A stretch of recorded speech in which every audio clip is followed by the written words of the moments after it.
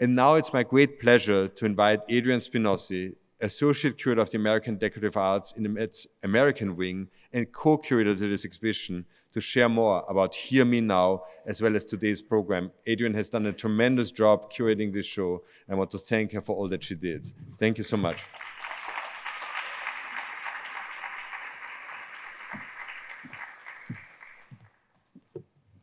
Hi, and good afternoon, everyone. Thank you so much, Max. I want to acknowledge that we are gathered here in Lenape-Hoking for today's candid and open discussions centered on the exhibition, Hear Me Now, The Black Potters of Old Edgefield, South Carolina. I would like to echo Max's sentiments. We are honored to welcome our esteemed participants, each of whom was invited to share how their work intersects with the complexities of this project.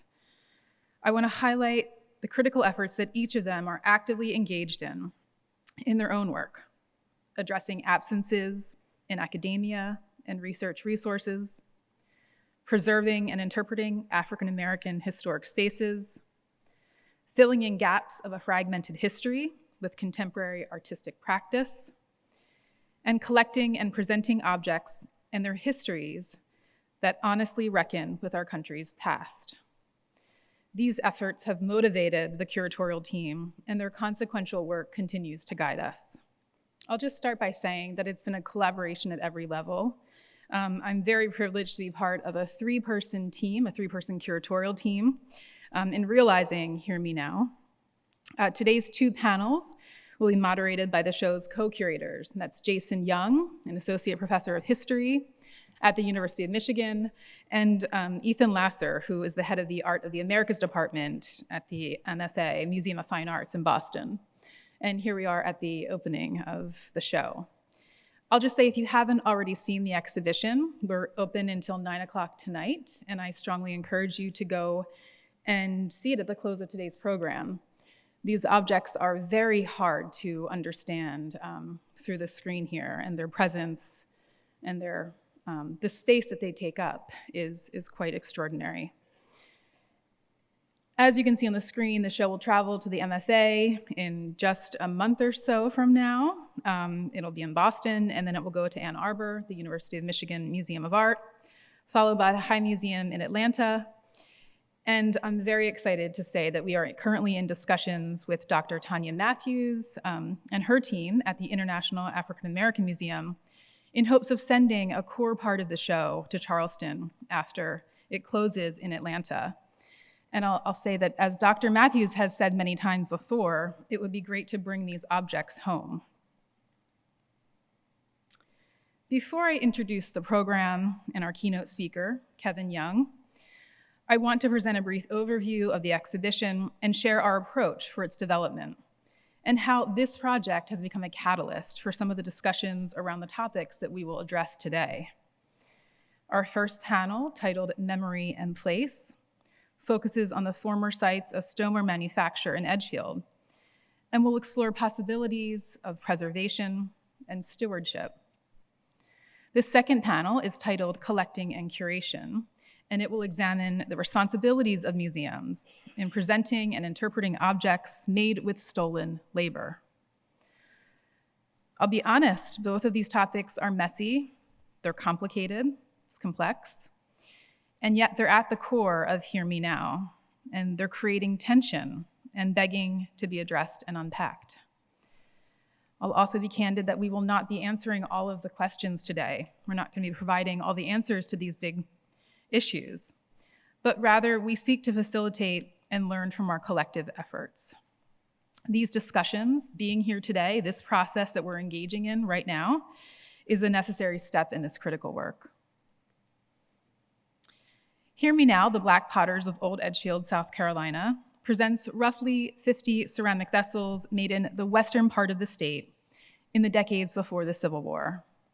These objects are in dialogue with 7 incredibly powerful contemporary works by artists whose practice resonates in some way with the historic stoneware. You can see the contemporary objects here. The 19th century ceramics, most of which was made by and with enslaved labor, it's well known regionally.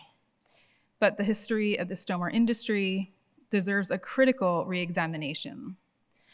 One of the aims of Hear Me Now is to introduce these objects to new audiences, bringing the Southern tradition, and more importantly, this example of industrial slavery to a much wider public. Certainly at all of our museums, there's an international public that probably has never even heard of Edgefield. Our approach has been to foreground the contributions of the enslaved potters and recognize the amount of forced labor required to sustain Edgefield's thriving stoneware industry. In doing so, we are presenting these objects anew, prioritizing histories that have long been ignored. The alkaline glazed stoneware made in Edgefield, it's durable, impervious, utilitarian, these vessels, they were essential for food preparation and storage during a time, this was well before refrigeration. And the stoneware supported the area's expanding population and was inextricably linked to the demands of a lucrative plantation economy. The group that you see here, and this is just a selection of the objects on view, I hope it provides a sense of the kinds of objects, the kinds of vessels, the forms that were produced there, including the distinctive face vessels. This was an artistic form that developed adjacent to the production of the industrial and functional stoneware. Unlike the utilitarian objects made for consumption across the region and really sold throughout about a 150-mile radius, the face vessels were made for use within the Black communities and likely served ritualistic, religious, or medicinal purposes, a tangible link to the spiritual traditions and practices of West Central Africa, comprised of the local resources at hand, namely the stoneware and kaolin. Anchoring the exhibition is the incredible work of a potter who signed his jars Dave, the only enslaved and literate potter with a known body of work. And here you see an installation shot. I encourage you to go and see the show. The Dave jars sort of spill outside of the gallery. And again, it's impossible to capture their scale and the space that they take up. And you can also see them fully in the round and get as close as you want, even touch your nose to the plexi. You want to really read those verses. Most remarkable is the fact that Dave signed and dated many of his wares. And on over 40 large examples, he inscribed verses like the one you see here. The exhibition presents 12 of his vessels with writing from over a 25-year period. And if you're not familiar with this material, it was a huge effort on all of our parts to get these vessels here. Many are in private collections, museum collections, and it's rare to see more than one of these at a time. These objects illustrate both his command of language and of clay. And these objects represent a bold act of resistance and authorship during a time when the laws of this country prohibited enslaved people from learning to read and write. Dave's skill, craftsmanship, and material knowledge were unmatched, yet it's essential to understand the larger context in which he labored and the collaborative nature of pottery production.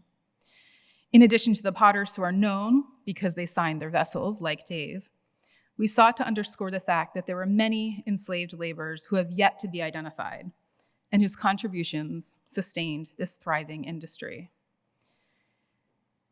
To do so, we've included in the show objects that are made at several of the roughly dozen or so pottery sites that were in operation in the area between 1820 and 1870. Many of the individuals associated with the production of stoneware in Edgefield are the white potters, the white pottery investors, the entrepreneurs, the owners, and the enslavers. And their names are often prominently stamped and trailed in slip on the sides of the vessels, and you can see that in the exhibition. Less obvious is the fact that they were also enslavers and planters, and each had enslaved potters working with them at all of the potteries. You can see some of the names here. One of the questions we had to confront was how to acknowledge the many potters and laborers whose exact contributions remain unknown. The term unrecorded potter is one way to draw attention to the fact that many of the makers' identities were intentionally unrecorded. By no means is this a perfect solution, and the curators, we continue to wrestle with the limitations of language and of label conventions. This is, as of now, our primary vehicle for identifying the maker of an object in a gallery. While the vessels tell us so much about the skill and knowledge of these makers, many questions remain about best practices for presenting and interpreting works made by enslaved potters, both known and unknown. Genealogical research on individuals involved in the potteries is ongoing, with names and roles coming to light. Discoveries that have led to identifying descendants of some of the enslaved potters in Edgefield.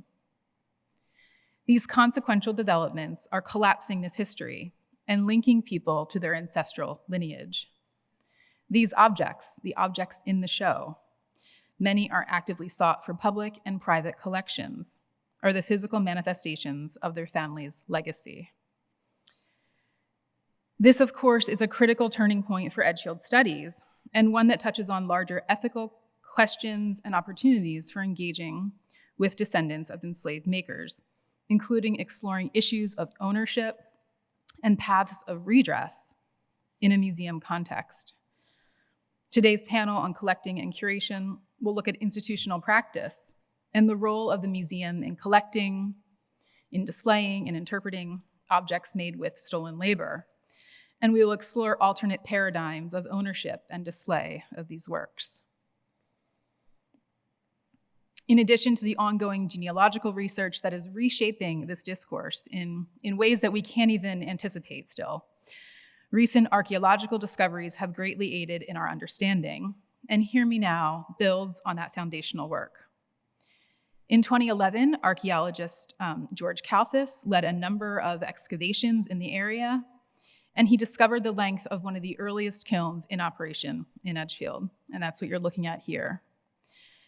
At over 105 feet in length, it was much longer than anyone imagined, attesting to the industrial nature and scale of the region's stone industry.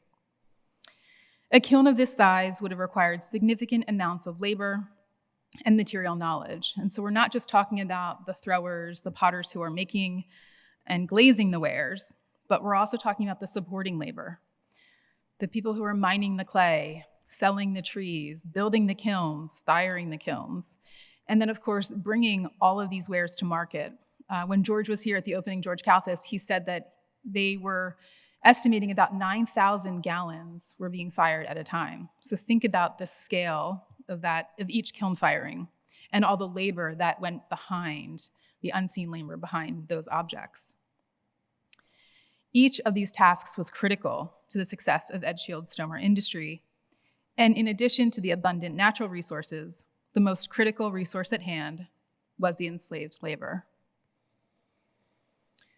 Over the past few years, the curatorial team has had the opportunity to visit several of the kiln sites that exist in various states of protection, and I know a number of our participants have also been down there as well. Some are under the jurisdiction of the South Carolina Department of Natural Resources, and thus are not accessible to the public. But the majority remain on private property. And here we are, it's part of the curatorial team with one of the contributing authors to the catalog, Michael Bramwell, and the man in the light green shirt who's gesturing to the size of the kiln. That's Sean Taylor. And he's a state archaeologist at the Department of Natural Resources, and he's showing us how to read the landscape for evidence of the stonework operation that was once there. Other properties bear an astonishing amount of material evidence, such as the former site of the Stony Bluff Manufactory. And you can see that here on the photograph of the waster pile on the right. And on the left is a sampling of the thousands of fragments that are currently in the possession of the current owner.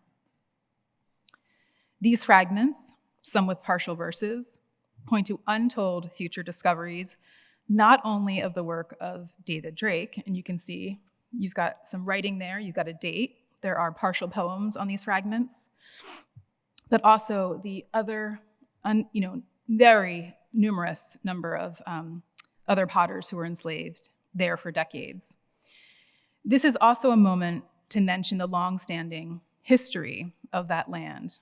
And although we're looking today at the 19th century production of Edgefield stoneware, this clay sustained indigenous pottery traditions there for centuries.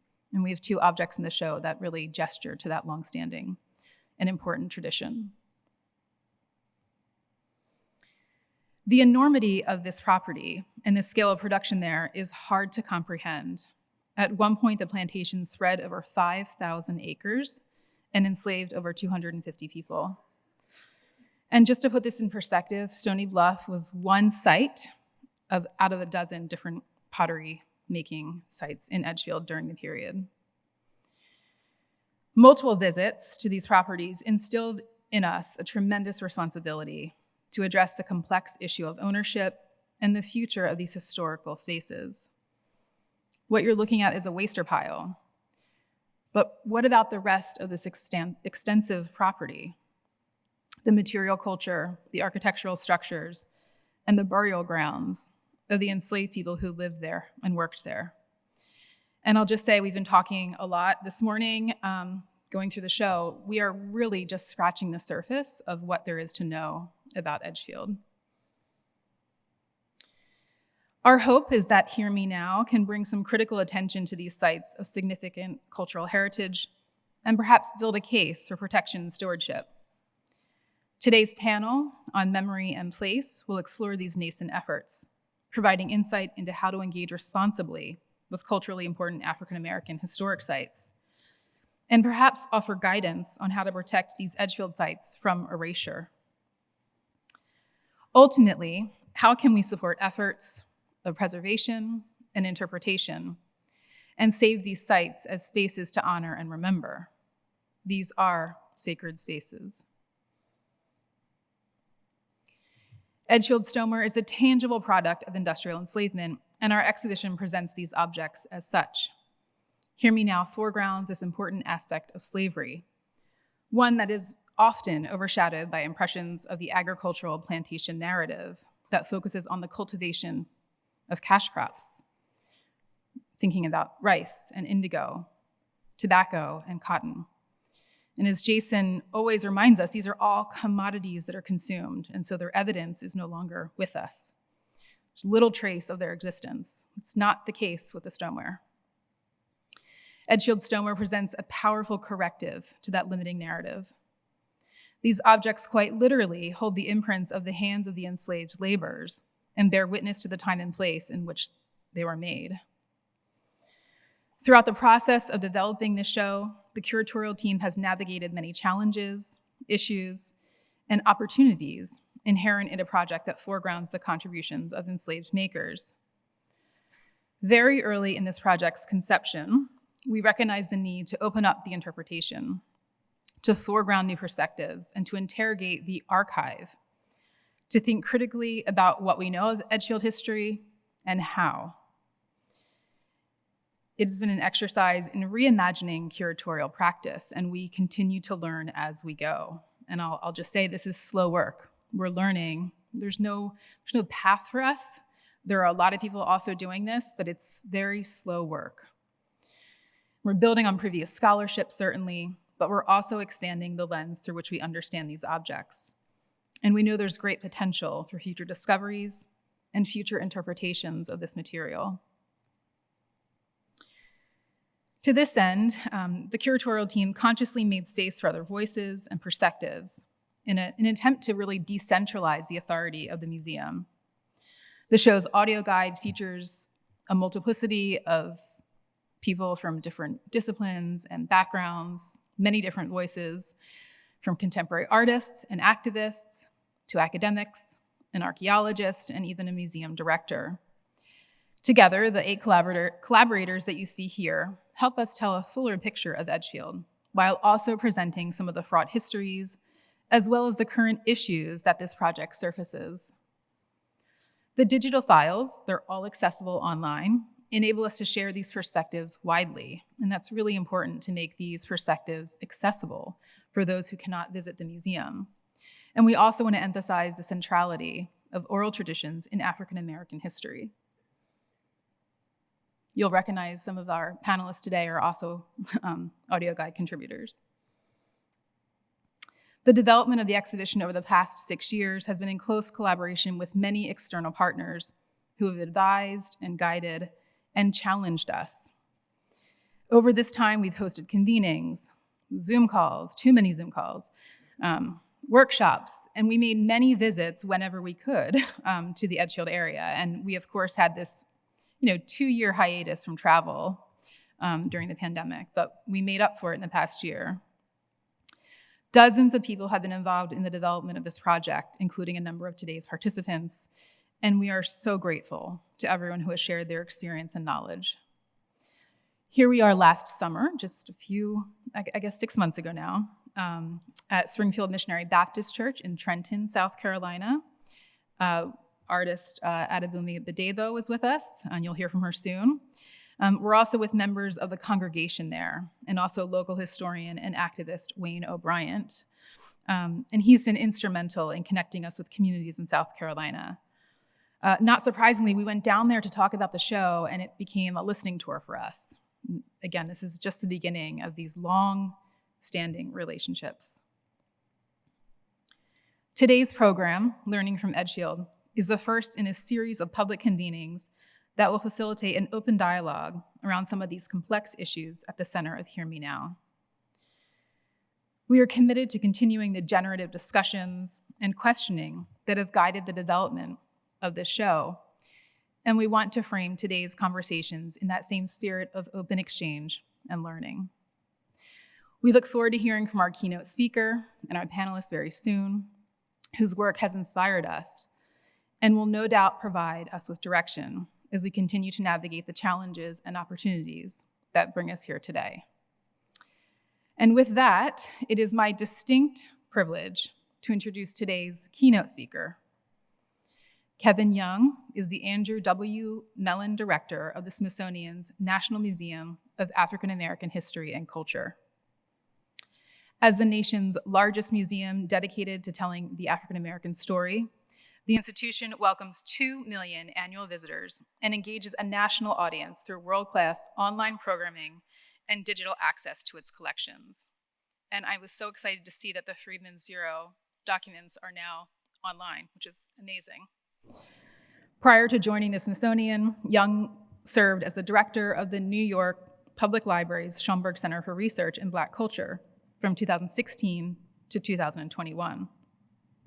A professor for 2 decades, he began his career in museums and archives at Emory University in 2005, first as the curator of the Raymond Danowski Poetry Library, and then the curator of literacy collections, while serving as the Candler Professor of English and Creative Writing. Young, of course, is the poetry editor of The New Yorker, where he also hosts the Poetry Podcast, and is the author of 14 books of poetry and prose, including his most recent volume, Stones, from 2021. Director Young is a member of the American Academy of Arts and Sciences and was named a Chancellor of the Academy of American Poets in 2020. Please join me in welcoming Director Young.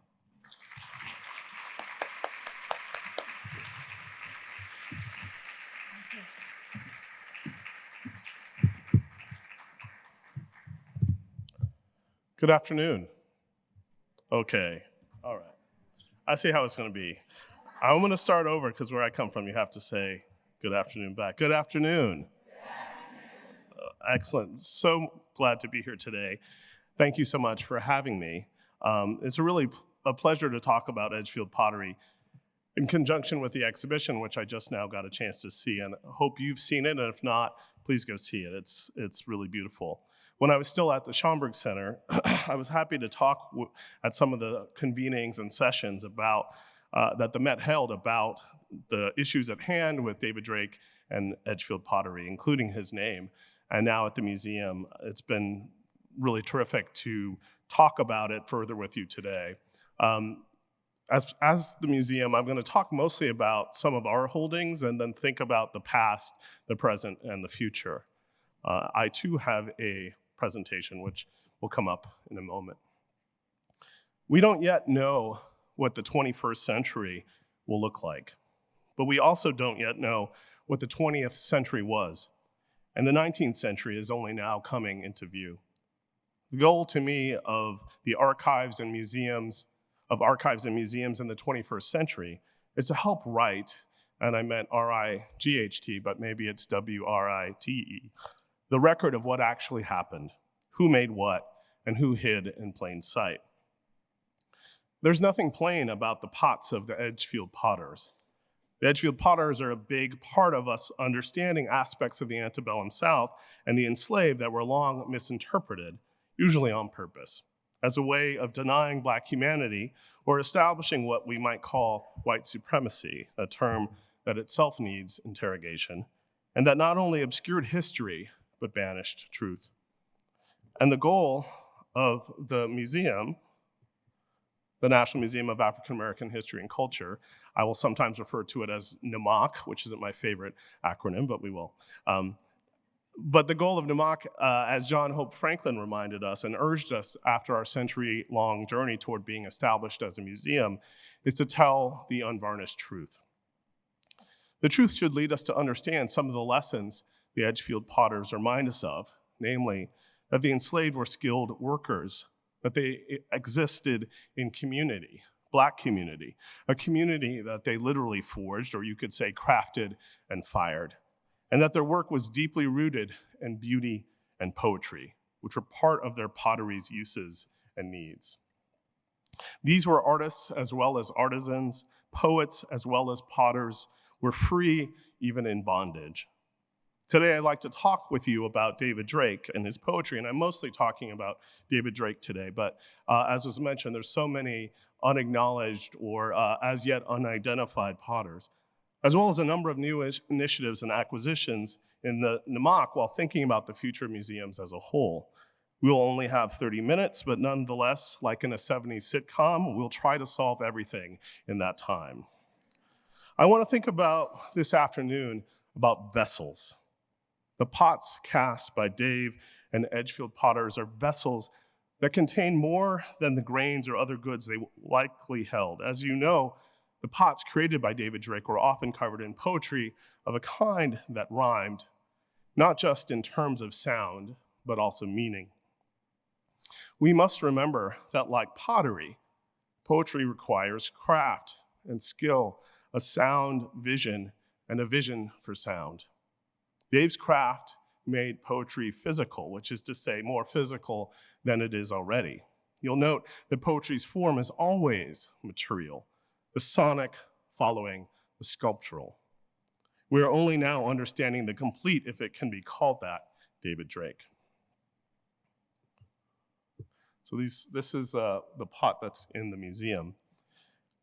One of the vessels that Drake employed, or we must use to view Drake, involves his names. These two chart not his poetry, but our times. When I began writing and thinking about him, his name, or rather what he was called by dealers and others, was Dave the Slave. This, of course, wasn't his name, but how he was known, sharing a middle name with the likes of Jimmy the Greek. This phase, let's call it, of our knowledge about Drake was shaped, as his name was, almost entirely by his enslavement. While slave is not a permanent designation or state, it is more often than not seen as a permanent identity, a fixed one, and a Black one at that.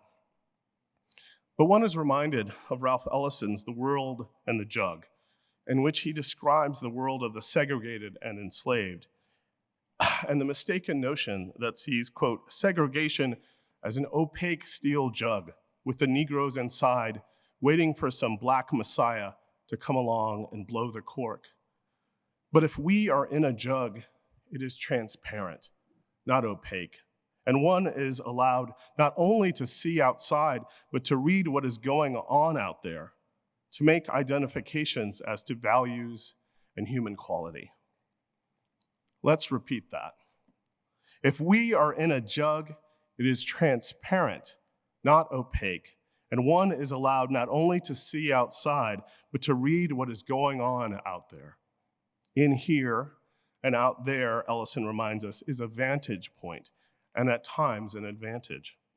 The name Dave the Slave is meant to ignore that, but to me requires losing our ever-growing sense of the world outside the jug, that the jug sometimes contains the world the enslaved made. A quick tale. Around when I first became aware of Dave, I lived in Athens, Georgia, and taught at the university. Go Dogs. I think they're playing today. There I frequented an antique shop of the kind now quite picked over, but you could then get everything from weird old signs to what was then called outsider art and so-called black memorabilia or racist imagery and handmade boxes and trunks of the kind I always have to open and often get, maybe too often. I grew friendly, which is not to say friends, with the dealer owner of the place, and one day he had a David Drake sitting on the counter. This was the first one I saw up close, and I believe I even handled it with permission. He said he dealt with many of them over the years, was quite casual about it, and talked about how the prices were rising, though if I told you the price he was planning on putting on it, you'd be alerting your acquisitions departments right now. The sad truth is it felt like that for this potter, let's call him a trader, Dave the Slave was a kind of high-level black memorabilia in some sense. His achievement undeniable, but his name a kind of reminder of him as an exception. We now know this to be untrue, of course, but the jug to him was opaque. A quick aside later, he asked to tell me a joke, and I begged him not to tell it, but he did, and unsurprisingly, it was super racist. I never went back. This, of course, goes to the questions framing today about the ethics of collecting, of provenance and power that I expect we'll discuss. The next phase of naming was Drake's being known as Dave the Potter. This improvement recognizes his skill, yet only that. And now, as David Drake, we've come to both a new place in Drake's name and the same one, but one that we believe expresses Drake's preference in freedom when he took his first enslaver's name. Ultimately, David Drake's very name is a vessel that contains not just his experience of slavery and freedom, but our own. During and after my time in Athens, I began writing the Gray Album on the Blackness of Blackness, a book that discusses Drake by an earlier name and says this. It's weird to quote oneself, but I thought I would. We must read in the physical ways you can literally grasp the pottery of Dave, a master, or should I say slave, potter, whose pots are admired both for their form and for the verses he inscribed on their surfaces, making his jug the world. And this is a quote from Dave. I wonder where is all my relations, friendship to all and every nation. Whether it is lying up a nation, wondering about relations dispersed by slavery, or traveling to every nation, the domain being surveyed here is one of imagination.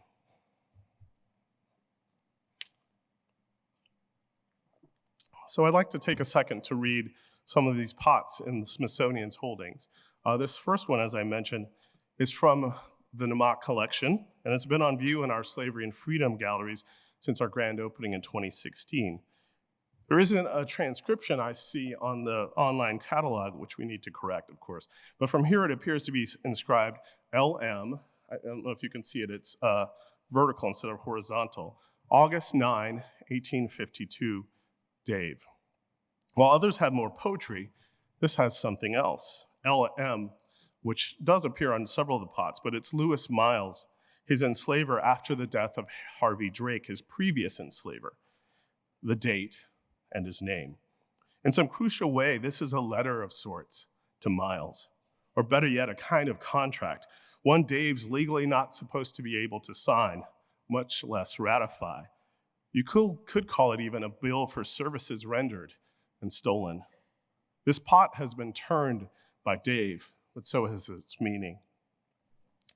There are two other pots in the Smithsonian American Art Museum collection, and in that first slide, or the earlier slide, you saw all three. This is the one with verses on it, and the verse goes like this. A noble jar for pork or beef, then carry it around to the Indian chief. LM, again, Lewis Miles, November 9, 1860. Think how late that is. Dave. As the notes from the museum's online catalog say, the first line of the rhyme on this jar suggests it was used as a container for preserved meats, but the present of the text itself is as compelling as the poem's intended meaning. Now, you'll recall with reading and writing out loud to the enslaved, the very act of writing was an act of resistance. It was ever thus. This is another quote from footnote of the catalog. As enslaved men and women used and admired this massive jar, they would have understood Drake's unmistakable act of defiance. To them and to future generations, he refuted anonymity by making his mark. We should note that in the poem, Dave foregrounds nobility for his uppercase jar. The word jar is uppercase, worthy perhaps of a chef or chief or slave. But the pot reminds us that rebellion is part of the story of slavery. Every enslaved person was an abolitionist. Their rebellion, as detailed in the museum, their rebellions, plural, as detailed in the museum, were intimate and daily, and their success wasn't only measured by freedom or ultimate freedom, but by moments, even just seconds of liberty, of expression and being. And I think of that moment he's inscribing this pot before it gets fired, and thinking about what that moment of liberty for an enslaved person would have felt like. Now, our museum doesn't just exist in person, but online. Indeed, that's where the museum began, its growing collections digitized and online, which meant our collections were open before the building broke ground in 2016. And I would say to you that the digital, which I used to speak of as a digital future, is now the digital present. And that it's more important than ever to have the museum's life go beyond the walls of the museum. But how to make the museum reflect what I call living history, to put history in our hands. To this end, we founded a thing called the Searchable Museum. I'm going to show you the Dave page, whose challenge I always said was to offer that soaring feeling that the museum itself has. As a result, we've had more than 1.3 million page views and a low bounce rate. But I think what's really important is that we have a long dwell time online as we do in the museum, which is about 4 hours in the museum. It's the longest dwell time in North America. And we also have a long dwell time online. These things really are only measures, though, of what cannot be measured. Because I think one of the things that I was struck by when we were doing, this is from our first exhibition we did on freedom and slavery, are there's sort of the ineffable things, the things you can't quite capture. How do you capture scale and scope, but also the artisanry of a pot like this? So we have 3 large exhibitions online, including Slavery and Freedom. And I want to point out that this pot is displayed here alongside, as it is in the museum, other aspects of things from the Carolinas. One is the slave cabin, the Point of Pine slave cabin, which is from Edisto Island, South Carolina. And I'm going to show you a quick video that shows you how we think about it online, and then I want to mention it. I think this is next. So one of the things we did is try to create a kind of constellation of meanings. Some of this it's a little hard to see maybe, but you can see, you can click on the Point of Pines cabin, which is a large cabin in the museum, but you can also see the other issues surrounding it. You can see what it meant to take the cabin, and I should mention the cabin was lived in by people into the early 2000s. And you can see some of the residents' quotes, you just saw one of those. But then there's also this, the surrounding issues in this constellation, what it meant for substandard housing, that tradition, how it continued. And again, people lived in this cabin until the early 2000s.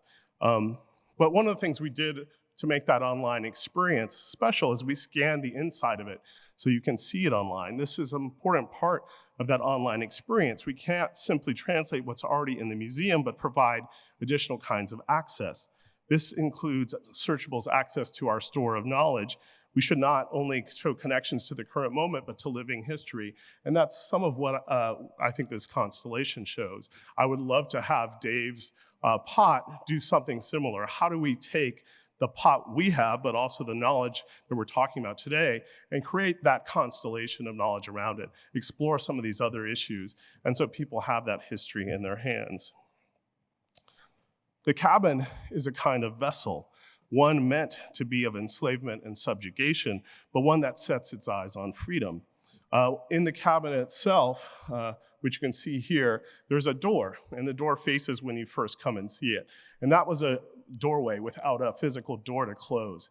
Excuse me. So that was so the enslavers could see in to the cabin and monitor behavior. And as soon as freedom was established, the residents cut another doorway on the other side so they could come and go as they wanted, so they couldn't be seen. And I think that's such an important symbol of freedom and that other door that we're always seeking. The jug, after all, is transparent. There are other vessels explored and searchable, and I want to convey a sense to you of one of the more powerful parts of the museum, which is not too far from Dave, which I'll play for you now.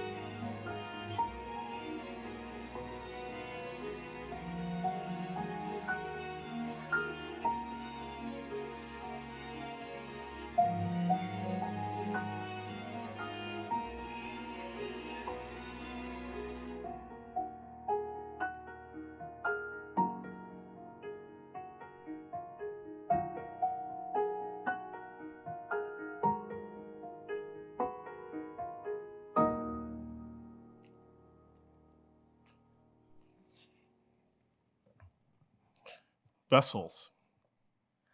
Again, this question of names. The ship's names more known than their passengers, often what the poet Robert Hayden called bright, ironical names. The numbers known for the losses they'd claim, the losses unimaginable, uncontained, unnamed, and important to see and indeed to feel. As Elson says, one is allowed not only to see outside, but to read what is going on out there. This legacy of slavery, let's call it its unnaming, courses through American history and, of course, my museum, this museum, all of our museums. From our foremost poet Phyllis Wheatley being named for the slave ship that brought her, and of course, her putative master, to David Drake, who first took his first enslaver's name. And I think that idea of he had more than one, his first enslaver's name as his own, as a sign of his freedom. These projects online and in person are ways of reading, but of course, making the past present. And I think Hear Me Now does that so well. We do this at the museum through a number of other ways, including the Slave Rex Project. And just recently, in November, we launched the Freedmen's Bureau Search Portal. This comprehensive search platform is designed to help family historians and genealogists search for their ancestors, and for scholars and students to research various topics found in over 1.7 million pages of Freedmen's Bureau's records. To date, over 400,000 of these records have been transcribed, and that was a real community effort. We asked people to help us with this transcription, and that first in many iterations has just launched. I do want to talk briefly about a recent acquisition also from South Carolina that I think speaks to some of these questions of naming and labor. Earlier this year, we acquired the only known complete set of slave badges known to exist. This collection of 146 badges contains badges from each year they were issued in Charleston, from 1800 to 1865. Think of that, from 1800 to 1865, as well as the only known examples of several badges, including the years 1804, 1808, and 1809. These badges, along with runaway ads connecting self-liberated people with specific badges, add valuable insight into the lives of enslaved African Americans valued for their skill, craftsmanship, and labor. The badges as a collection also provide an insight into slavery in Charleston and urban slavery more generally. And as you know, Charleston served as a port of entry for over 60% of the enslaved Africans that came to America. So the majority of ships you saw in that animation that came to at least to North America arrived to Charleston, about 150 miles from Edgefield. And it's important to note that the slave trade continued in the US. I think even seeing that video, it reminds us of the horrors of the trade, but we have to think about the internal trade of the enslaved, as witnessed by Dave's family being literally sold downriver after the death of his first enslaver. Now, this is part of the hiring out process in South Carolina, which was highly regulated, often managed through registers and official hire agreement documents, and Charleston was the only city to have issued these slave badges. These were ways of tracking enslaved people in various positions about the city, but also methods of taxing the enslaver on their earnings. The badges follow a prescribed layout year by year that's well documented in contemporary newspapers, and it covers professions from fruiterer, amazing word, fruiterer, to mechanic. They were considered distinctive enough that they're often mentioned in runaway ads, and I think the porter here, this is on the right is a porter one, and on the left is the mechanic from 1800, and this one's 64 years later. And there was a runaway ad in 1812 that advertised, quote, "A Negro fellow Mingo, well known around town as a porter, for which he has a badge, number 192. Many of these skilled enslaved laborers were hired out by their enslavers, which gained both profit and prestige. Who gained both profit and prestige through the work that the enslaved laborers produced. And much of this work, as you know, is still visible around in the South, whether it's roadways, architecture, ironwork, foodways, artistic traditions, and languages. And there's a quote from the WPA in 1937 by a John Jackson who said, most all the fine work around Wilmington, North Carolina, was done by slaves. They call them artisans. None of them could read, but give them any plan, and they could follow it to the last line. Of course, Dave could read. And the hiring process also provided small spaces of freedom and autonomy for enslaved workers, and sometimes payment. And I will quickly show you two, and these are the only two badges known to be named individuals, including a mechanic's badge engraved Robert Cheever's 251 East Bay. This is really interesting because he worked at, and it says his place of work, which was Patrick M. Gamm's Silversmith and Watch Repair on 251 East Bay Street. This was right next to City Hall at the end of Bod Street, where they issued badges. So this collection, I should say, is all digitized. It's available as part of our online collection search, so you can see all of the badges.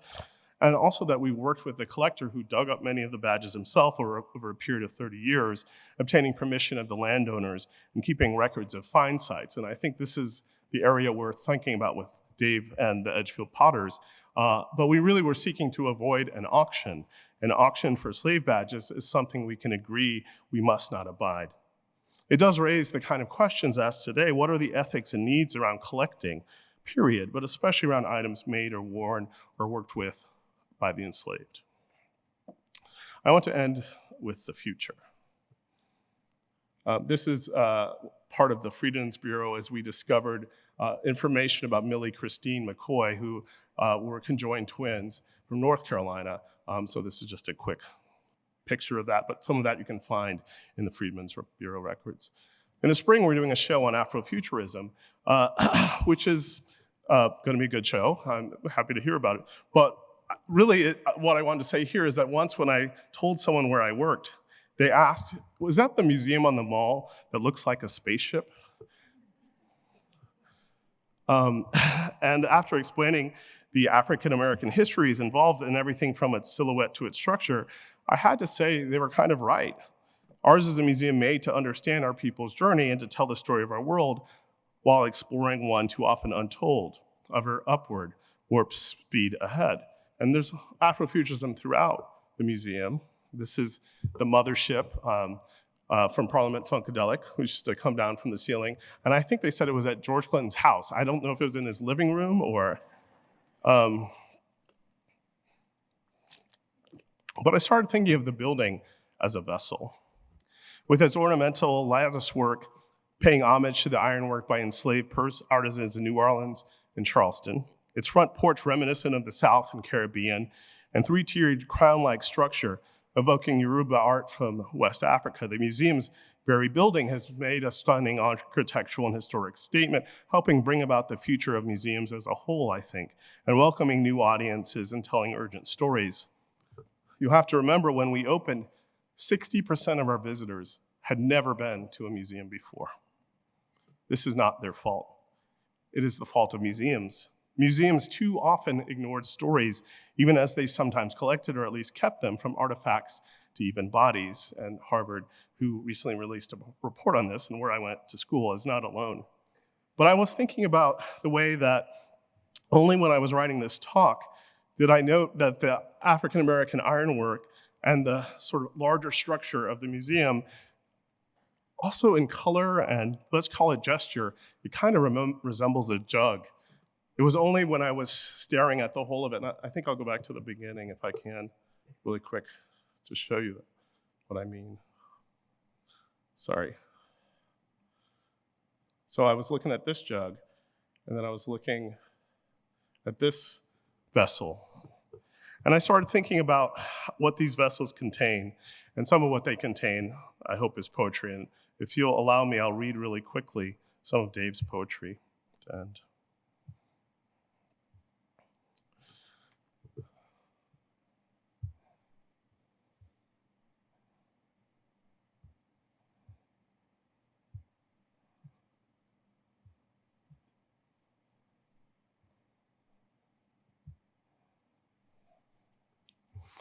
So I edited in 2020 a book of African-American poetry, 250 Years of Struggle and Song, and I put some of the verses that are on Dave's pots in it.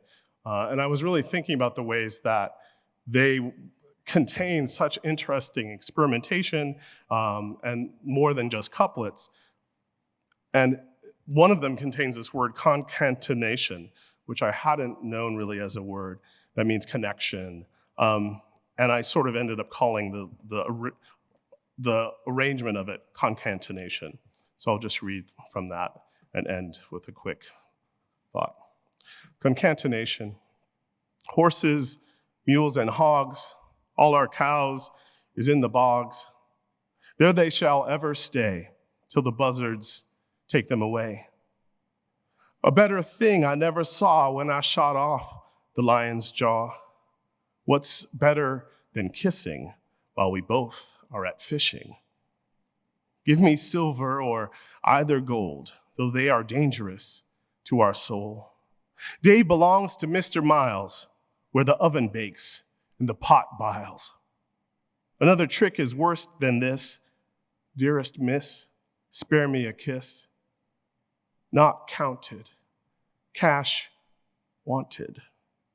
I wonder where is all my relations, friendship to all and every nation.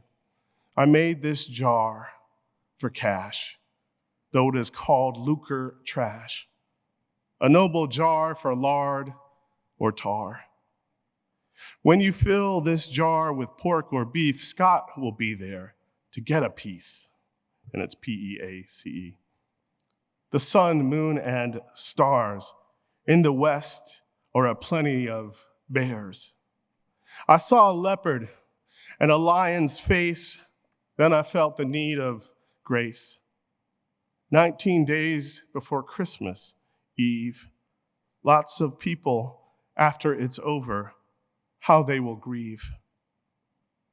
Mark and Dave, made at Stony Bluff for making Ra'ajin enough. The 4th of July is surely come to blow the fife and beat the drum. I saw a leopard and a lion's face. Then I felt the need of grace. I made this jar all of a cross. If you don't repent, you will be lost.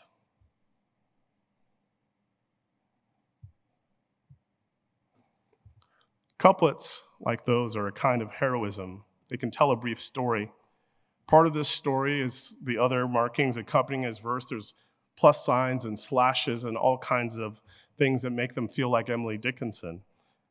But it's not that just Drake's inheritors are Black ceramicists and artists like the late, great Camille Billups, who, if you knew Camille, she had a kiln in her loft in Soho long before it was today's Soho. She built it.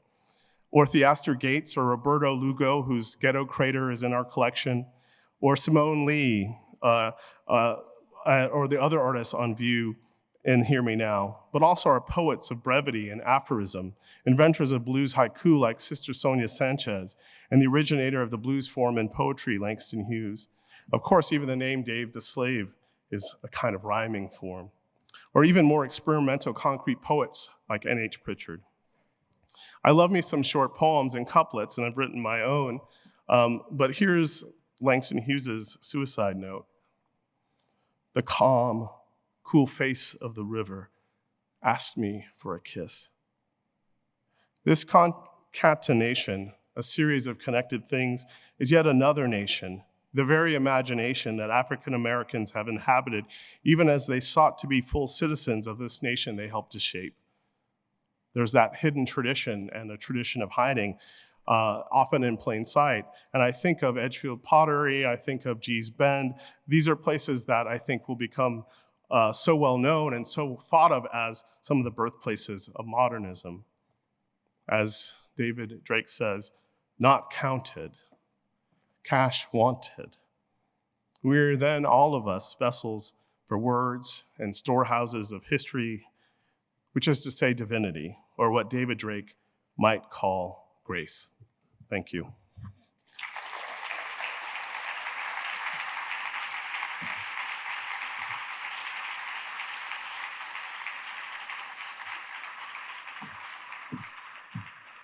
Wow.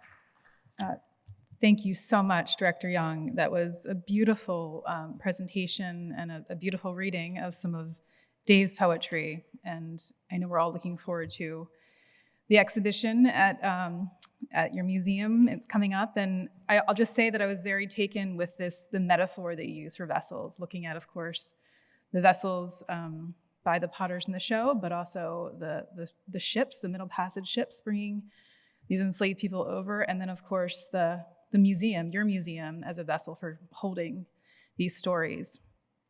I'm very excited to introduce the moderator and speakers for our first panel, Memory in Place.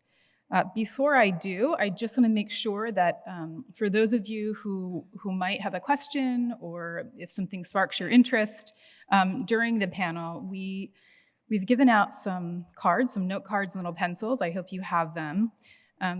Please just jot it down. Mariana and our colleagues will come around and collect these cards during the panel midway, and we'll be bringing them up to our moderators for some questions, some open questions. So it's my honor right now to invite one of the exhibition's co-curators and moderator of the first panel, Memory in Place, Jason Young. Jason Young is an associate professor of history at the University of Michigan, where he teaches and researches in the fields of 19th century United States history, African American history, and the African diaspora. He specializes in the history of art, religion, and folk culture. And of course, our esteemed panelists. I'll just mention their names and titles, and then Jason will give a longer introduction. Adebumi Badebo is a multimedia artist based between Newark and Philadelphia, and she's one of the artists featured in the show, Hear Me Now. Brent Leggs is the founding executive director of the African American Cultural Heritage Action Fund and a senior vice president of the National Trust for Historic Preservation. And Mabel O. Wilson. Mabel is the Nancy and George E. Rupp Professor of Architecture, Planning, and Preservation, and a professor of African American and African Diaspora Studies at Columbia University, where she also serves as the director of the Institute for Research in African American Studies. Please join me in welcoming Jason to the stage.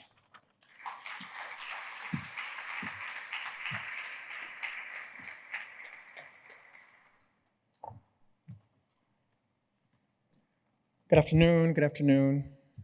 Good afternoon. Thank you, Kevin. Memorials to America's slave past pepper this country's physical landscape and occupy its popular imagination. Civil War generals and soldiers etched in marble stand at the ready in parks and public squares, like so many toy soldiers strewn across a vast historical battlefield. Actors play the part of the slave in colonial Williamsburg, while reenactors get dressed up in Gettysburg. We read voraciously the biographies of conflicted presidents, Jefferson and Lincoln and Lyndon Johnson too. We sympathize with them much, their gnashing of teeth and wringing of hands. We want to remember. But at the same time, we obscure the true nature of slavery in the stories we tell of the past. A recent children's book was shelved after a massive backlash erupted over its depiction of George Washington's slaves as so many contented, happy workers. Another textbook in Texas received similar scrutiny for its sanitized depiction of the Middle Passage as mere immigration. In state houses, school libraries, and city councils around this country, books are right now being banned, curricula scrubbed, and histories redacted. More than 150 years after the end of the Civil War, the ultimate aims of the Confederacy are still shrouded in the refuge of states' rights, an empty euphemism, if ever there was one, for the preservation of a violent slavocracy. We want to forget. Enter the twin tangled legacies of Edgefield slavery and ceramics that continue to reverberate even to this day. Welcome to this, Learning from Edgefield's opening panel featuring a question and dialogue on memory and place. Throughout the curatorial process that led up to Hear Me Now, Adrian, Ethan, and I have been committed to highlighting the site-specific aspects of this exhibition. Edgefield, South Carolina, with its rich natural resources of clay and kaolin, with its particular relationship to American slavery and Southern politics, presented special challenges to the curatorial team.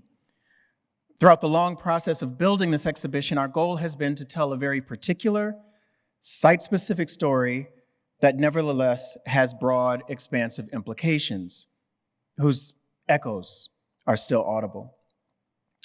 I'm reminded here of Toni Morrison's Beloved and her description of a house that held its own history within its rafters. I'm reading from her now. You know, Morrison writes, some things you forget, other things you never do, but it's not. Places are still there.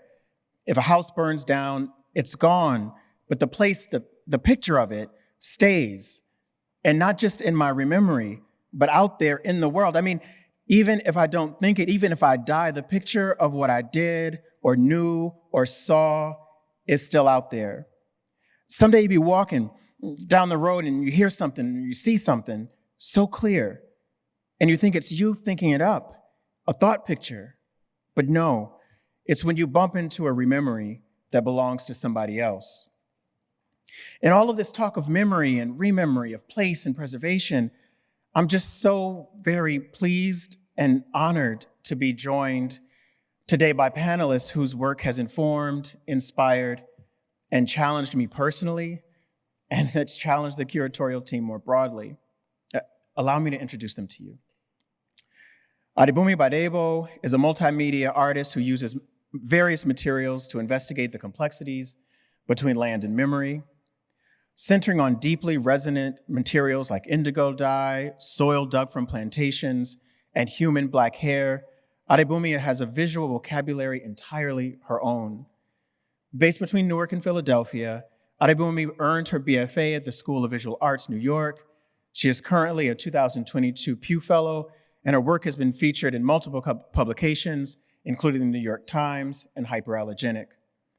Badebo's works are included in the permanent collection of the Smithsonian National Museum of African Art, Smithsonian National Museum of African American History and Culture, the Minneapolis Institute of Art, South Carolina State Museum, and the Boston Museum of Fine Arts, among others. Brent Leggs is the founding executive director of the African American Cultural Heritage Action Fund, the largest preservation campaign in US history on behalf of the historic African American places, and a senior vice president of the National Trust for Historic Preservation. Through the fund, he leads a national community of leaders, preservationists, and activists to preserve the memory and legacy of Black American identity. Brent Leggs is also an associate professor of the Graduate Program of Historic Preservation and senior advisor to the Center for the Preservation of Civil Rights at the University of Pennsylvania's Weitzman School of Design. Mabel O. Wilson is the Nancy and George E. Rupp Professor of Architecture, Planning, and Preservation, and a professor in African American and African Diaspora Studies at Columbia University, where she also serves as the director of the Institute for Research in African American Studies.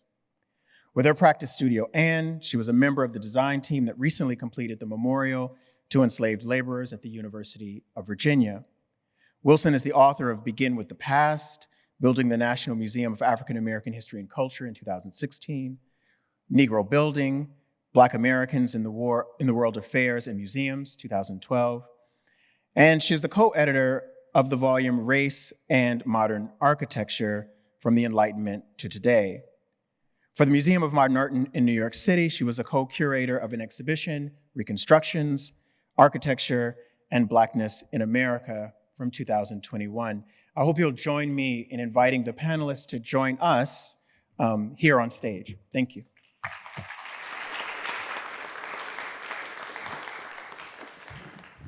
Hello again from the other side of the stage. I want to give you just a brief sense of the course of the discussion we're going to have today. We'll begin with each of the panelists telling us a little bit more about their work. They'll each give some brief descriptions of their work and how it intersects with the show here, Hear Me Now. We'll then open to a more open question and answer that I'll moderate. At some point in the discussion, we're going to turn to audience-derived questions. So again, please, if something comes up, if you have a question or an idea, please do take advantage of the index cards and pencils there. At some point, we'll transition from this discussion to an audience-generated discussion. So with that, I'll invite our panelists to present their work to you. Adebumi Badebo is going to go first. Brent Leggs will present after, and Mabel O. Wilson will conclude the first part of the session, and then we'll open up to a more open conversation. Thank you.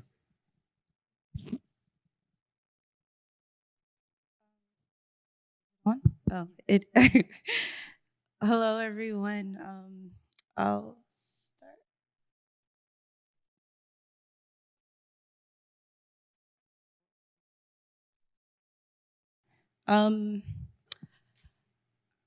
I guess my practice really kind of took off when I made the decision to kind of abandon all traditional material.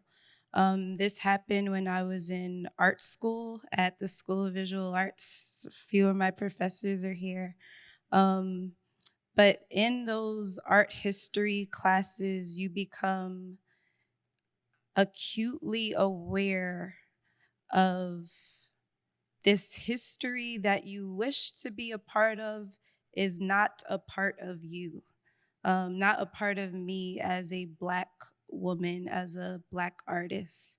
Um, and you become like really aware going through centuries of art history, primarily told through this material paint, that what you're looking at is indeed a history of white supremacy.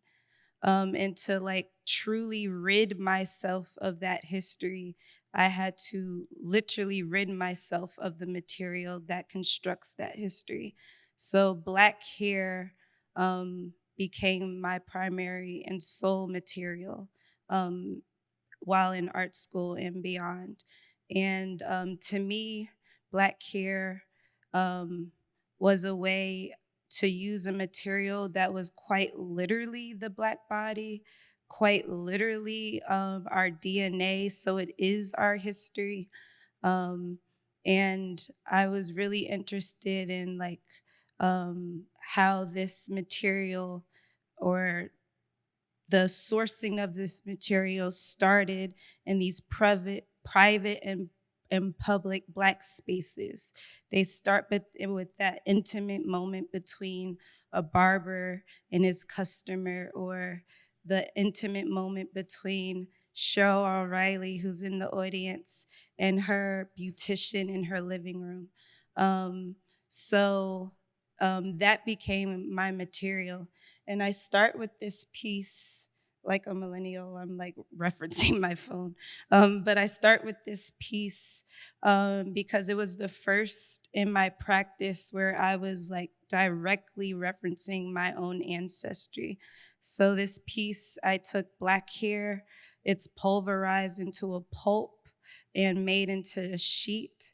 And I like that idea that like the beginning surface, the actual surface in which this image of my family exists on, has its own information.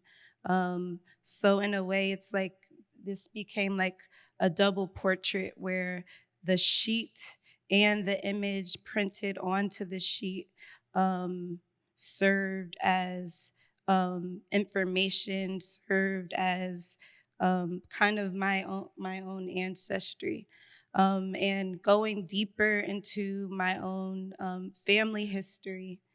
Um, I started a series called True Blue, which I currently work through, where and that came out of learning that my relationship to this land, to this country, started on True Blue Plantation. Ironically, it's just an hour and a half away from Stony Bluff, where Dave Drake was enslaved, in Fort Mott, it's South Carolina. And this plantation, which grew indigo and rice. So I started using indigo and cotton, which currently grows there now, and denim and hair dye and Black hair, and printing archival documents as kind of the last layer. So in this image, you see a detail of a price that was given to human property listed on a will. In the other image, you see names with their ages and their roles. So prime hand, ditcher, catcher. And there was like, I felt like as I was going through these archives, there was an excitement that I was finding these names, but very in a way like traumatic, that we were the way we show up in these histories is in these like moments of violence, like listing as like Kevin mentioned earlier, like how these become examples of denying our humanity. Um, and I like I've been a part of well, two trips to Edgefield, one with the curators and one on my own, and and you learn that there's history that you understand through through the archive, and then there's the history you could take in by actually going to that space. So at some point, I had to visit this place. Luckily, through my research, I found out about a relative, Jackie Whitmore, who was doing years of kind of work caring for, preserving True Blue Plantation and the other neighboring plantations that my family was enslaved on. So I had a, like a someone on the inside. I'm from Jersey. I'm terrified of the South. To now visit this space. If you go to True Blue Plantation currently, it is literal acres and miles of cotton fields. Like I said, it used to grow indigo and rice, and now it grows cotton because of the collapse of those, I guess, industries after emancipation. So there's like this kind of erasure of what used to grow there. And because it really just is like these large cotton fields, there's really nothing really that signifies why it is like that. You know, who cleared this land, who cultivated this land. There's street signs that bear the names of the plantation owning families. There's street signs that bear the names of the plantation, but nothing really beyond that that kind of points to the Black people and laborers who worked this land. But beyond, as you drive, like beyond the cotton fields, there are these burial grounds in these wooded areas. And just to like kind of point out, you know, this is also the work of my cousin Jackie Whitmore, who thinking about like ways in which we remember, but also like preserve. So this historical marker was one marker of effort of multiple that he kind of got placed throughout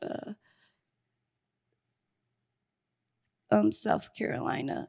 But as you get deeper into the plantation or the cemetery, if I hit next, does it start the video? Well, this is the, oh. As you get deeper into the cemetery, the land looks like this. It's completely overgrown with weeds and trees that have fallen. And this is just us walking through the cemetery to identify a headstone that is possibly placed 100, 200, 300 years back. So you could see how the earth, the land has completely really like just overtaken and engulfed this history. And, you know, and here's another example of just how the land, how this history not only is in the land, but is like being just like gobbled up by the land. And that really struck me a lot because thinking about issues around erasure and memory and preservation, it is in the land, literally, where this history exists. So that kind of, I guess, started this series where I literally took the land, thinking of how it carries the memories of this space and made it into clay sculpture. And I guess I have like, I'm seeing like the 1 minute remaining signal, but I just wanna read to you the title of this piece. It's Jane, mother of J.H. Lee, died February 15th, 1909, age 85 years, gone to the fairer land of pleasure and love to join the bright band of angels above. And that whole text is from a single etching in a headstone on True Blue Cemetery. So in this series, all the works are named after this headstone, and I was thinking a lot about how have we remembered ourselves, not in this will where we're listed as objects or property, but how have we remembered us, and these headstones, this burial ground, is that evidence. And this piece carries, it's shaped by the land and inserted are Black locks. And I think a lot about the body and land, and even how that connects to the work in this show. We talk a lot about land, but in a very real way.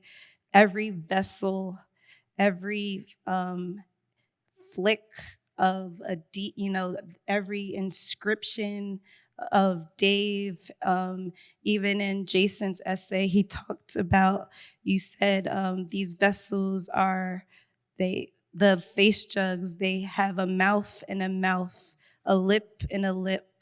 This work is quite literally land and body. And I would add their bodies frozen in physical form.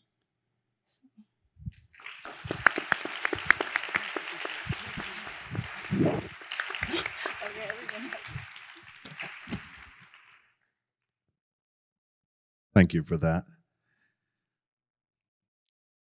As you heard, I have the good fortune of being the executive director of the African American Cultural Heritage Action Fund, which is a program of the National Trust for Historic Preservation. And as I wait for my slides to come up, I'll just give you background on the founding of the Action Fund. We created this in the aftermath of Charlottesville in 2017. And you all remember that moment where culture, heritage, and public spaces collided in negative and violent ways. It was an opportunity to demonstrate to the nation the role of historic preservation to have a positive impact in society.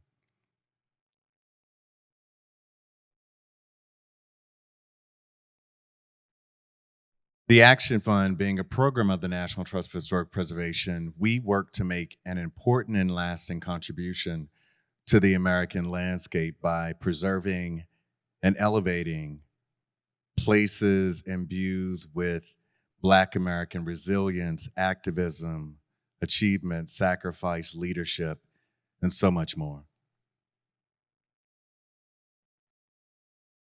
We're celebrating our 5th anniversary this November.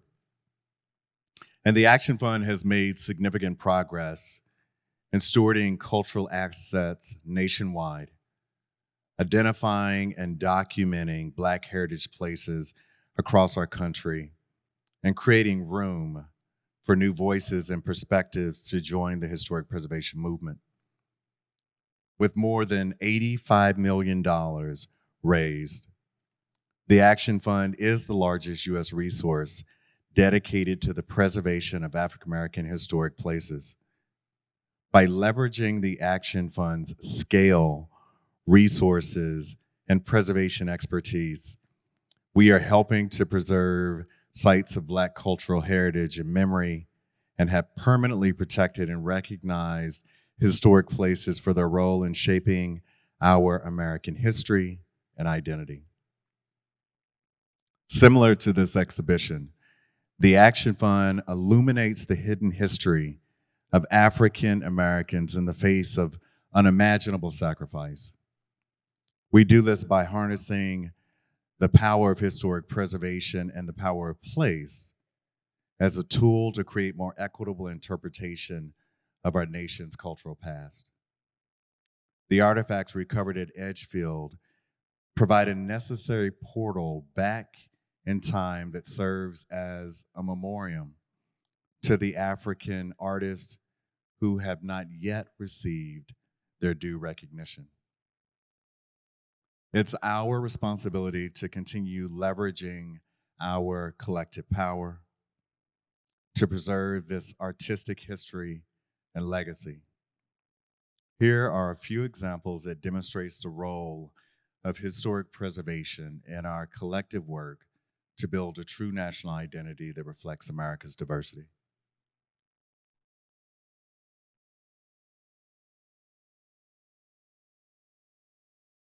Thinking about your comment with the connection of memory and hair.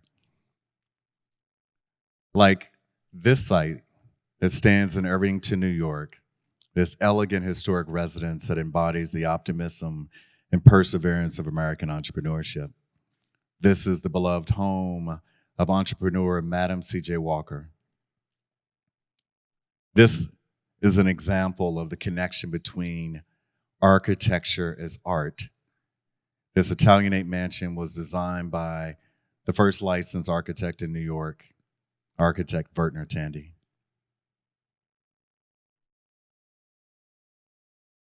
Or the home of Alice and John Coltrane in Dix Hills, New York.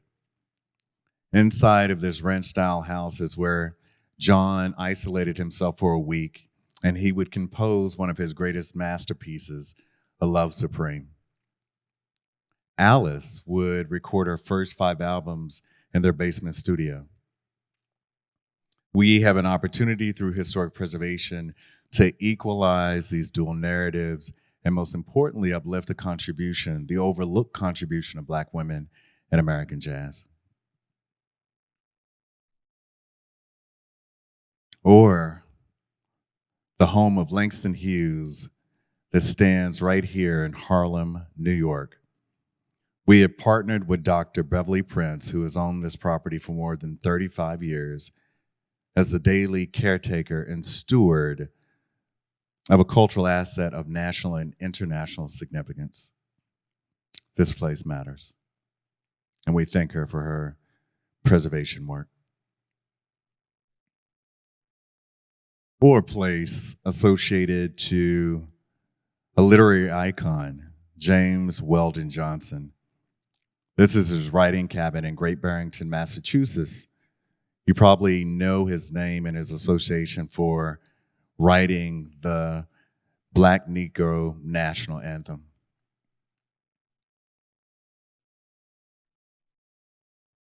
I'm sure you've heard of the name August Wilson, who wrote 10 plays about the Black lived experience in Pittsburgh.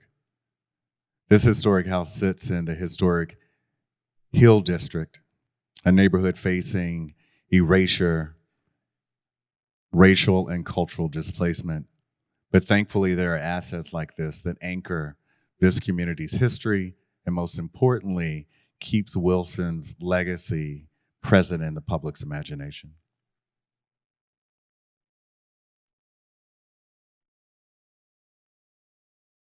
Anybody heard of the name Lucille Clifton? Yeah. The acclaimed poet who wrote about the Black body as a monument. This is an example of family stewardship.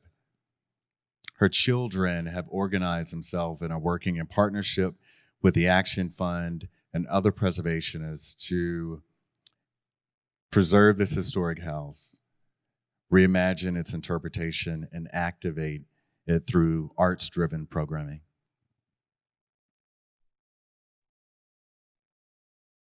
I love this example because standing in Pittsburgh is the National Negro Opera Company.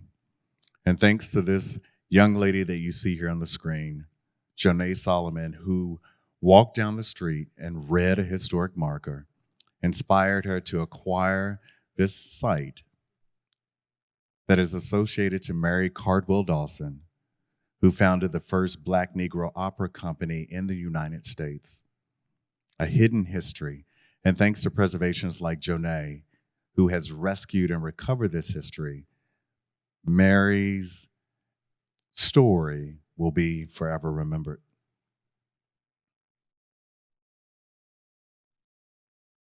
There are historic places imbued with artistic legacy that was a safe haven and space for Black artists to express their creative expression and cultural identity. One of the earliest Black arts museums in the United States stands in Boston, Massachusetts.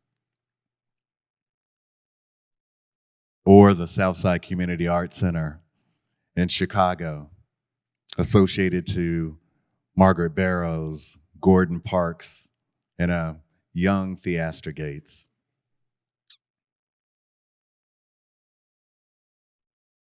And one of my last examples is one of our recent projects where we invested $75,000, which is innovation and preservation practice, because artist Faith Ringgold is living history, and she's created an organization to develop a stewardship plan that is proactively developing strategies for the preservation of our home, studio, and garden.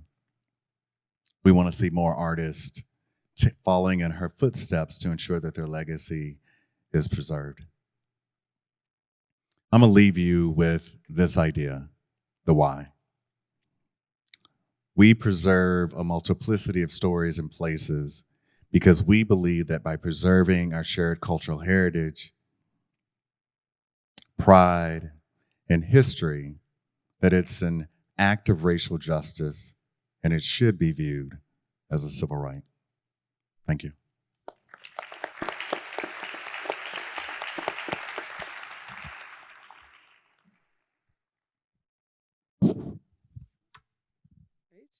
Thank you, Brent. That was great. Adebome. And also Jason. I mean, it's a real honor to be here. And I just want to say thank you for all of those who curated the show and also for the invitation to share and really join in this conversation today. So I am going to get going. Earth, water, fire, bricks, the mark of a finger pressed here and there. What does this tell us about the young enslaved boys who would have made and fired the 1.2 million bricks to build a rotunda, the centerpiece of the University of Virginia, the library of the storied academical village in Charlottesville, dedicated to the education of future statesmen, doctors, historians, and lawyers of the fledgling American liberal democracy? While standing or sitting, bronze or marble visage of the university's founder, Brent showed us one of those statues, sometimes holding the Declaration of Independence that he drafted, has been placed in several locations around UVA, in front of the journalism school of my own institution, Columbia University, and in a Pantheon-like classical memorial in the National Mall in Washington, D.C. But we know nothing about the estimated 4,000 enslaved peoples who labored to build the school founded in 1817 and who maintained the lives of its residents, professors, students, and staff until 1865, when Union troops liberated the university's enslaved community. So our design team was tasked with creating a memorial to remember this community of enslaved men, women, and children. But who were they? The only extant testament of their experiences was recorded in a letter by Isabella Gibbons, who taught herself and her husband to read and write, and who had been a cook owned by several white professors who lived in Pavilion 6 on the university grounds. Published in the Freedmen's Record, this is what Isabella Gibbons remembered of enslavement. Quote, "Can we forget the crack of the whip, cowhide, whipping post, the auction block, the handcuffs, the spaniels, the iron collar, the Negro trader tearing the young child from its mother's breast as a whelp from the lioness? Have we forgotten by these horrible cruelties hundreds of our race have been killed? No, we have not or ever will." At our meetings around the University of Virginia and in Charlottesville, in classrooms and church basements and community centers, one consistent request that we heard was that the memorial be truthful to have any legitimacy. Another was that we had to express dualities, not only pain and suffering, but dignity, resilience, and humanity. It was deemed vital that the memorial name names of those whose lives have been erased not only from UVA's grounds, but also from its history. Now, eventually working in collaboration with historians studying the university's archives, it yielded the following examples of those who lived and worked at the university. 1820, Rhoda, unknown. UVA rents, quote, Negro named Rhoda, end quote, from an estate in 1820 for $20. X writes, quote, I'm truly sorry for Rhoda's illness and am afraid by this she must be dead. Her son Winston comes up to see what has become of her. If she is alive, I will thank you to inform him of the state of her case, end quote. 1825, Black woman, unknown. Letter commenting on the death of, quote, one of Mr. X's Black women of typhoid fever, end quote. Another example, 1836, unknown, a woman. So as much as we were tasked to name names, we recognized that the names for most could not be traced, that the relationships were lost, that historical knowledge of them was absent. And in response to the silence in the archives, across the Arc of Granite, for the memorial to enslaved laborers, we created a genealogical cloud by arraying the known with the unknown. So for those for whom the archive recorded a presence, but no name, like, quote, one of Mr. X's Black women, we substituted kinship relations and occupations. So Jack and Isabella Gibbons, an unknown, became grandmothers, sisters, friends, and bell ringers, woodcutters, janitors, seamstresses. For the entire community, over its 48 years of existence, we also placed 4,000 memory marks. Each gash recalls the labor of stonemasons, the mark of the whip, the beauty of scarification. Each memory mark holds the possibility of naming an ancestor. And indeed, 1 year after the memorial's completion in 2020, 5 members of Thrimston Hearn's families were added. However, each memory mark also holds the impossibility of naming. And what we didn't know was that the memory mark also formed a vessel holding water that drips down the memorial's granite surface after a heavy rain.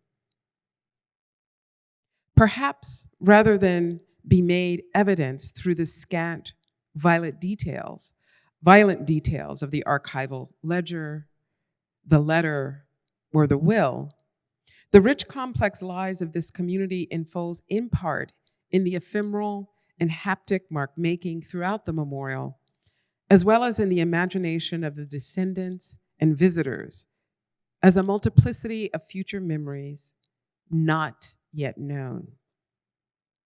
But like UVA, what if what was to be learned from Edgefield is unknowable? Might the future of these sites and their productions construct, as theorist Catherine McKittrick imagines, as, quote, a totally different system of geographic knowledge that cannot replicate subordination precisely because it is born and holds on to the unknowable, end quote. Earth, water, fire, pots, the mark of a finger pressed here and there. Thank you.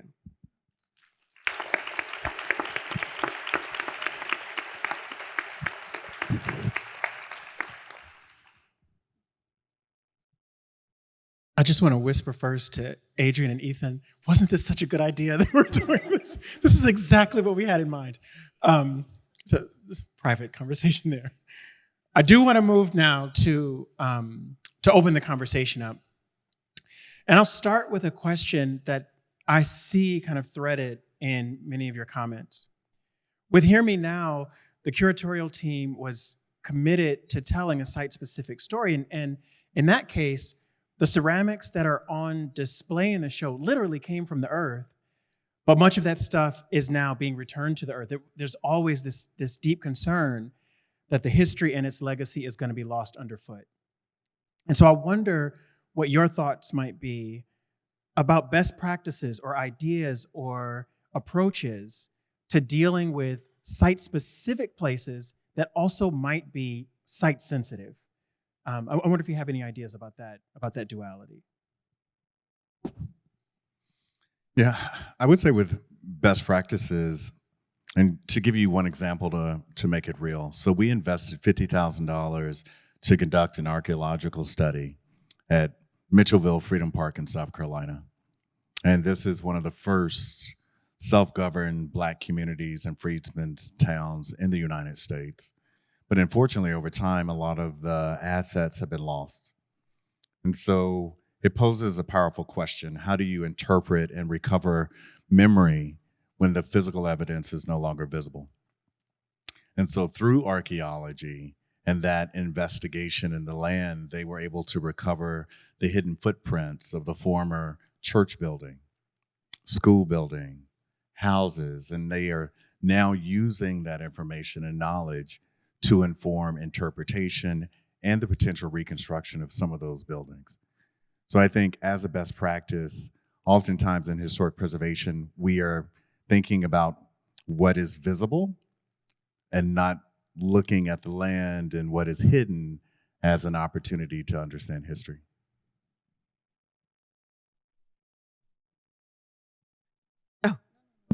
I mean, I think that's a really great example because I also think, as Kevin, history is often hiding in plain sight and is unseen. I mean, that's what for me was fascinating about the imprint of the finger in the brick. That's the hand, that's the presence of the body in the work itself. And I think that those, I call them kind of improbable memorials, right, to these histories. And I think it's important to rethink the categories. And I think it's important to open up dialogues and ask questions because there's so much we don't know, especially with these sites. And I think that if you could say if it's a method, or I like to think of it as a practice, that is vital because I think the kind of collaborative, the dialogic is a really maybe important way to sort of engage both these complicated histories, but also these complicated contexts and sites.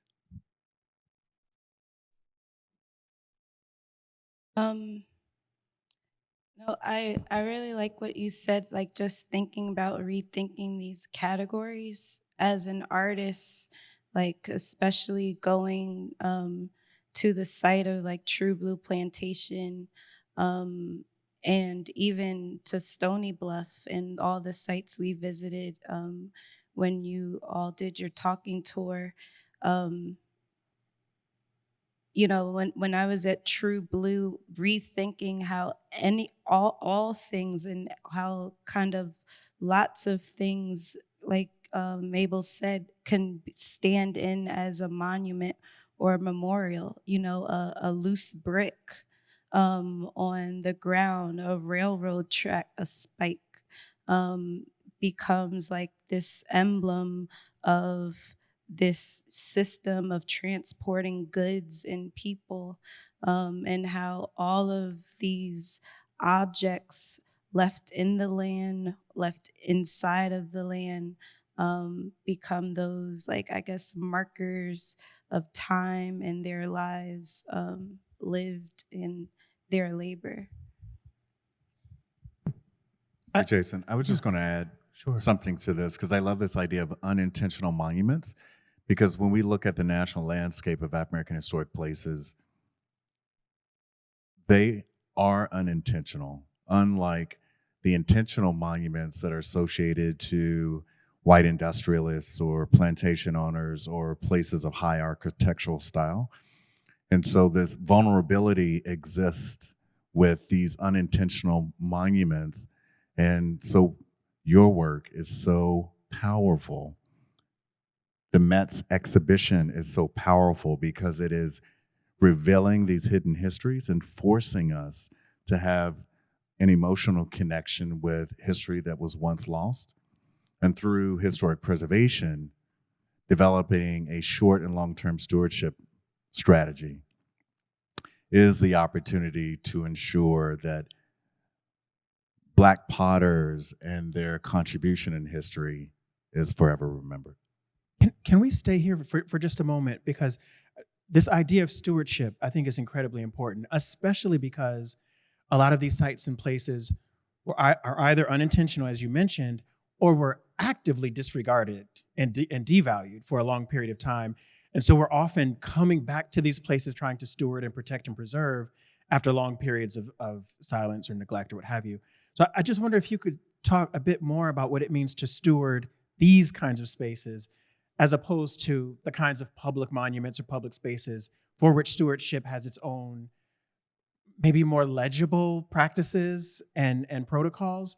But here there's oftentimes, I imagine, not the same kind of protocols or even ability to have the same kind of protocols in some of these unintentional spaces. That's exactly it.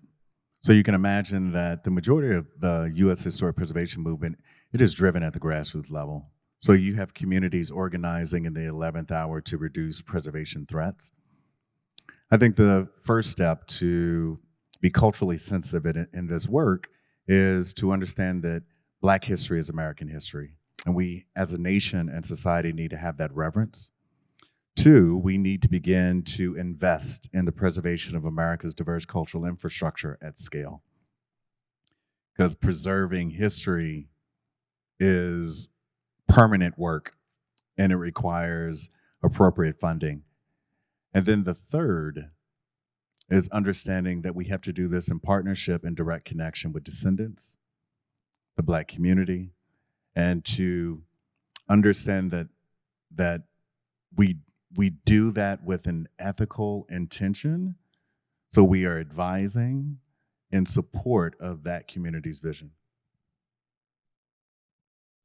I hope I'm not overstepping one of your possible questions, but like as you're talking a lot about preservation, one of the things that comes up in this show, it comes up a lot in me doing my work around True Blue, like thinking about how how preservation becomes very complicated when you think about who's owning those things to be preserved. Just an example, like across the road from True Blue Cemetery is Jerusalem Church, built by my emancipated ancestors. And that church is currently owned by the descendants of the overseers of True Blue, who have converted that church into a hunting club. So there can't even be an effort in a way to preserve what is now a hunting club because of who owns it, and the descendants, me, our access to that space. And it's come up a lot in conversations and going to Stony Bluff and stuff and seeing that dilemma of who owns these potteries, who owns these spaces, the kind of access they provide to the public, to the state, to organizations like you. Like ownership has really complicated efforts that you were describing. Yeah, no, I mean, I think that's a really great point. I would say in the work, that I do as a scholar and as an architect, as an artist and as a curator, especially as I started to kind of work on 18th and 19th century America. And I think the two things that had surprised me was that I've had to understand what regimes of property mean, how they were invented, what they produce. The sense of ownership of the self is necessary to be citizen, ownership of property means you can vote. Ownership of people mean you have wealth. Like, what is that concept of property? Why is it people hold on to it for dear life, often with a gun in hand? And what does it mean not to have access to property regimes, right? Like, that's a whole other, and the way in which it's used to police citizenship and belonging. And the other side is exactly what both Brandon and Adabomi have brought up about descendants. I mean, a lot of the way I've been able to kind of imagine the unknown unknowns or the peoples, I just started doing my genealogy and sort of understanding and imagining that history at the same time that I'm writing about people that I cannot know. I can at least start to trace names of my own ancestors and start to imagine who they might have been and creating that space of belonging. And so it's been interesting to sort of have those two unexpected parallel kind of categories as part of doing this work. This raises in my mind an issue that you've been talking a lot about, Adebumi, which is we talk about historic preservation and stewardship and protection of sites.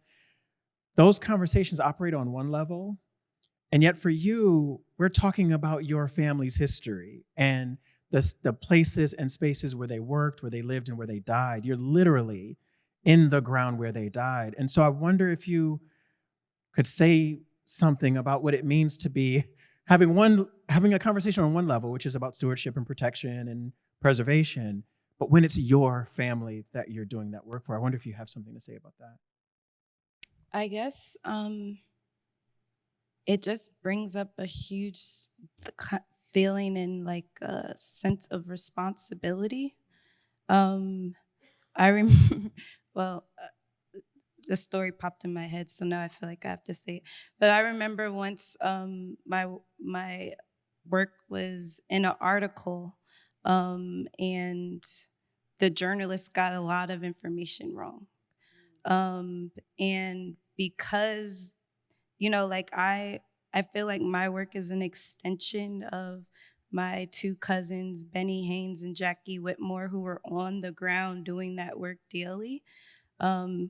Jackie read that article and was literally like, if you cannot like protect this story, make sure that it is being disseminated in truth, I can't support your work anymore. So, and I think in that moment, I realized a lot that like there's always levels and layers to who, like I'm a descendant, but there's a level of where like Jackie and Benny have this other level of like connection to this work, even though we are all family. And it also showed me kind of my level of responsibility of like telling and representing this truth as honestly as possible. And one thing I really appreciate by looking at the work of you, Ethan, and Adrian, and Eileen, and just how you all have reached out beyond yourselves to like bring in the descendants and bring in archaeologists and try and connect with the owners of the spaces and bring in like museum directors and historians and scholars, because like through trying to tell this story of Edgefield by reaching to all of these people, you are telling or getting closer, and trust me, it's so much we don't know, but getting closer to telling this story more honestly and fully, and I really appreciate like witnessing that and being a part of that, seeing how you all like as curators are trying to do that. I'll just say briefly that part of the work has been so humbling and generative and informative for us. You've talked about your cousin Jackie a lot, and we've seen pictures of him. I feel like he's in the room, and if he were in the room, you would know it. He's a very big personality.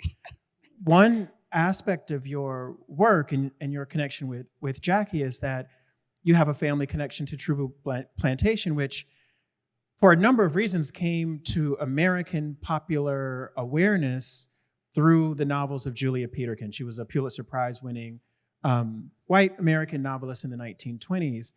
I've known Julia Peterkin's work intellectually and as an historian, and I've written about Julia Peterkin in one way, but quite literally over dinner in Columbia, South Carolina, when we were all together with your cousin Jackie, he said something that was incredibly, it really altered my way of thinking about all of this work, not just Hear Me Now, but the way I approach the work more generally. He said, I don't know how your family would feel if Julia Peterkin had described them the way they did in the book that she wrote. But she described my people in the books that she wrote. And that means that his family's connection to those novels, that story, that history, and to Julia Peterkin is always on another level. There's always another frame to it.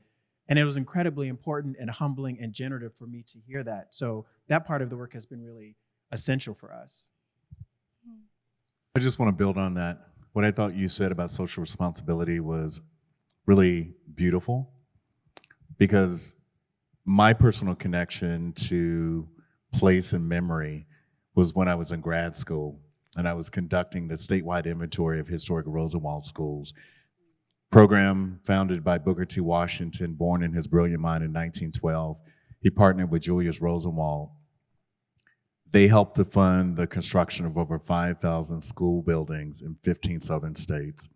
And during this process, I learned that my mom and dad attended Rosenwald schools. And I remember being at a school building, being held up by a tree, and realizing the quiet power of historic preservation because it reduced the gap between space and time. So it challenged me to ask the question, what is my social responsibility to build on the legacy of Booker T. Washington and Julius Rosenwald to continue the work of uplifting Black America through education and through my own work of historic preservation? So I love that you made that connection between your individual identity to place and our collective social responsibility. Mabel, I have a question for you on this point, but I just want to pause for, oh, look at this.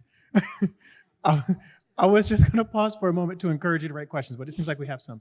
Let me ask you this question, and then we'll move to some of the audience questions. Not in this context, but elsewhere, I've heard you talk about the continuing power and legacy of plantation logics, and it seems that the conversation is kind of moving in that area in a way. Could you talk a little bit about how you've done that work, or what you've been thinking about in terms of the enduring power of the logic of the plantation? It's kind of, work I've done sort of both as a historian and as a teacher. I teach architectural design studio. I teach architectural history. I teach Black studies at Columbia. So I'm very undisciplined at it. But I think that's what Black studies is, that we're moving around these disciplines precisely because they constrain the ability to kind of think and work creatively. And we kind of have to color out of the lines to really understand things. But the interesting thing is when we started work with the University of Virginia and opening up conversations with the Black community in Charlottesville, we kept hearing like, I don't want to deal with the university, it's a plantation. Like people literally would call the university a plantation. And one of our design team, Frank Dukes, who's a mediator and a local activist, did an amazing document called You Care, a group within the university, students and faculty. And what it did was it outlined ways in which the university fails the Black community, right? The wages are too low for a lot of literally the descendants who are working, for example, in food services. Like that, as my friend Christina Sharp, is the wake of slavery. The cost of housing, because these institutions, my own Columbia, is constantly moving outward and gentrifying. It's raising the cost of housing, right? That's a kind of plantation logic of displacement and dispossession, right?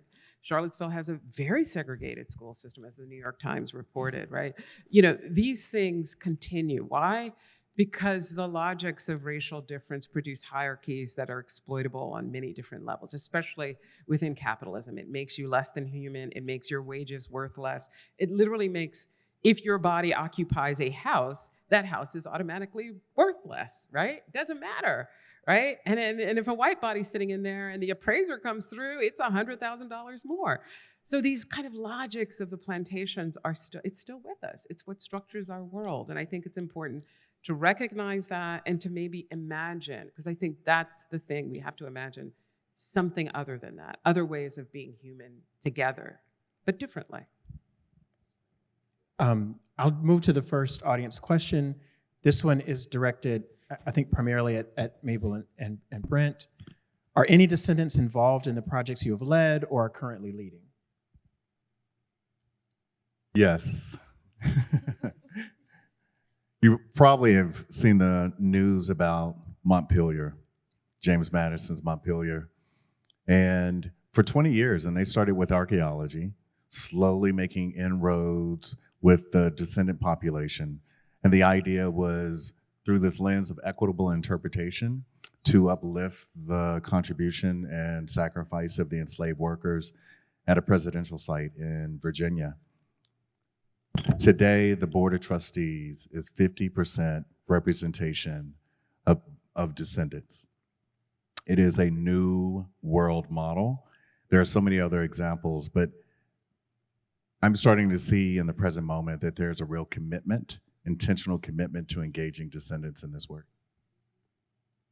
Yeah, I mean, that's a really great example because as, you know, again, as a design team, we talk to Elizabeth Shue, we talk to the head archaeologists, we talk to the descendant community, actually in Montpelier, and they were very important interlocutors. The descendant community of the memorial at UVA, a number of those are actually descendants of the enslaved community at Monticello. So that whole area, there are so many relationships, interrelationships that are important. And I think what was really exciting is that the university hired a genealogist who has been doing work. The descendant community now have a nonprofit. They exert their will on the project. We had an amazing, our landscape, a member of the design team, Greg Bleem, had come up with this amazing kind of idea of planting trees, and it was going to be a hush harbor, and we hadn't planted the trees, and the descendant community were like, no trees, we're not hiding this, because they saw it, because there was so much a level of distrust. Why are you hiding this? Why can't we see Isabella Gibbons, who is the figure on the exterior of the memorial? And they, held the university accountable, and I think we'll continue to hold the university accountable precisely for the issues that I spoke of before.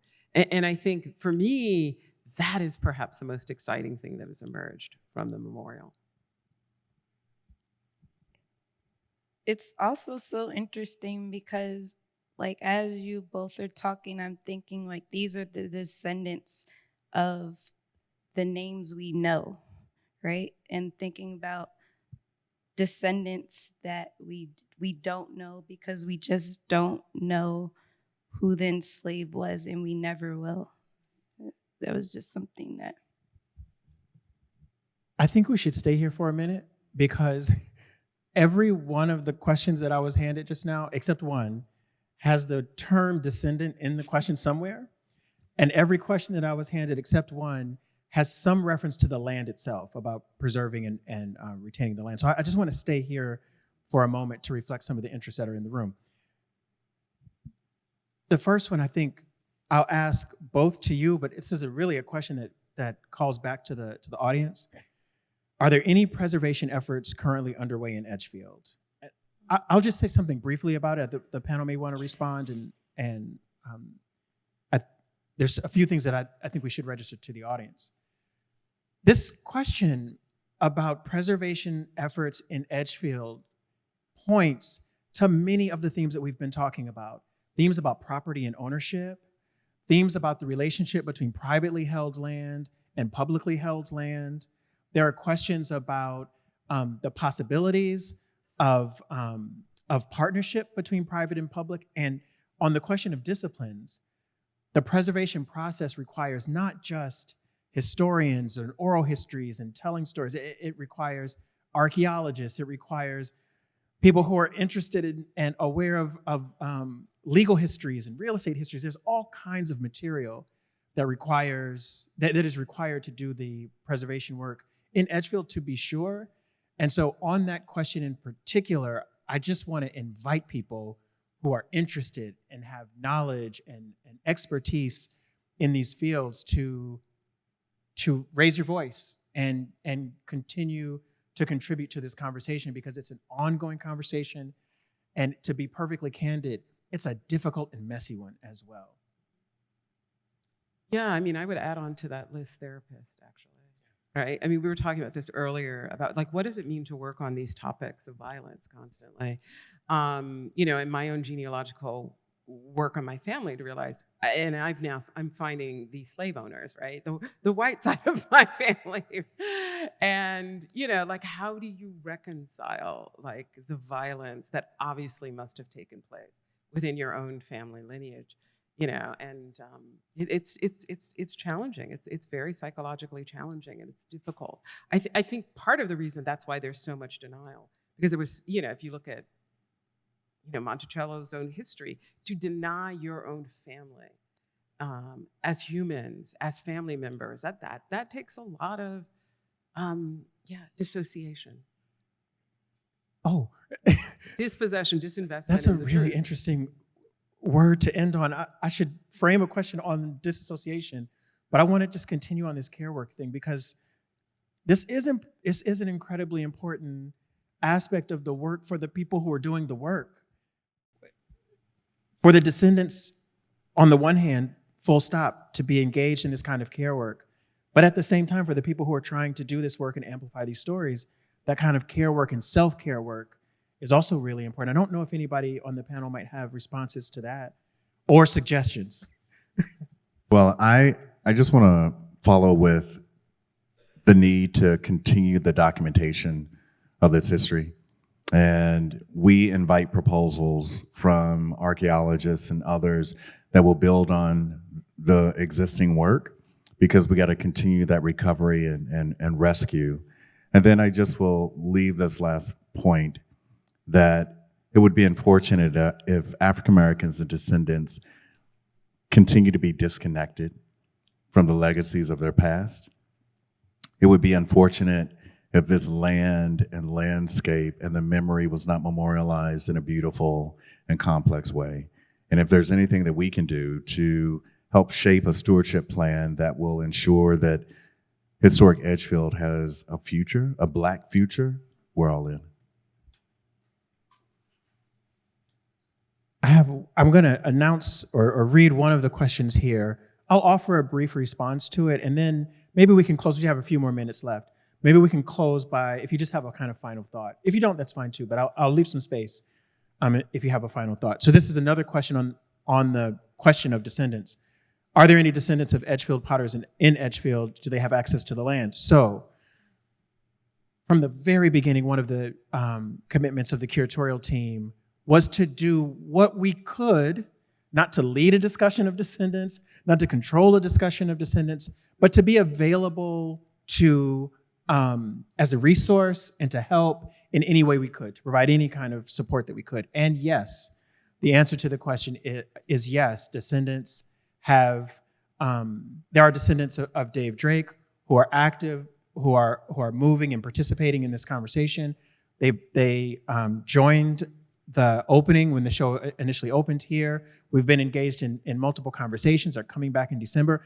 Adebumi built a Microsoft Excel sheet to connect some of the descendants. So we're doing this work, and I mean, it really is like Microsoft Excel sheet type work, connecting descendants to people and reconnecting families. But that conversation is continuing and ongoing. We're building that relationship, and it took years to do. I'll say, just in the brief time that we have before we do close, we've said some things about descendant work and about involving people. One thing that is incredibly important about that work is that it's slow.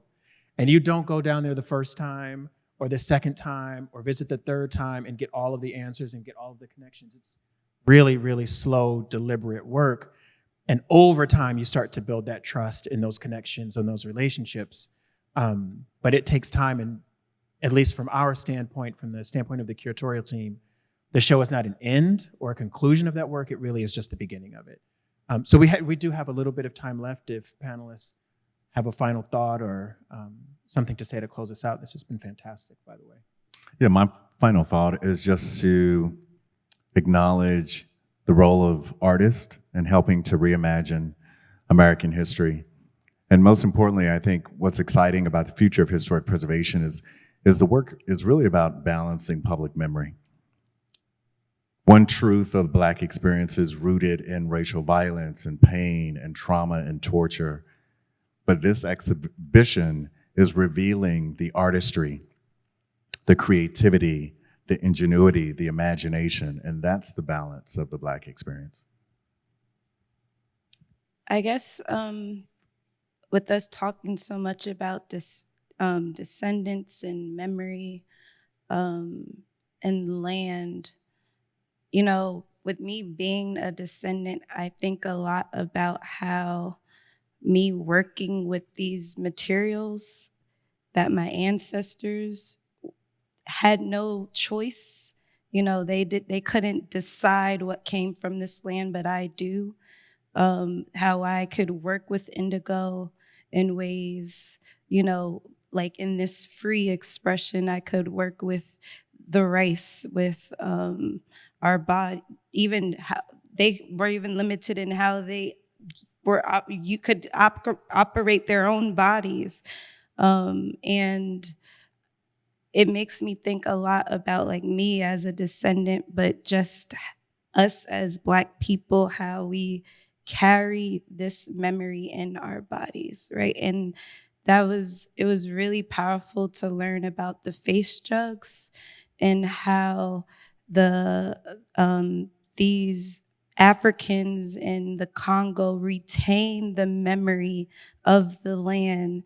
And when they found themselves in this space that had the same kaolin soil that they were using in the Congo, how that memory came out. Like they weren't transported with their things, but what they were carrying with them was something that was within them.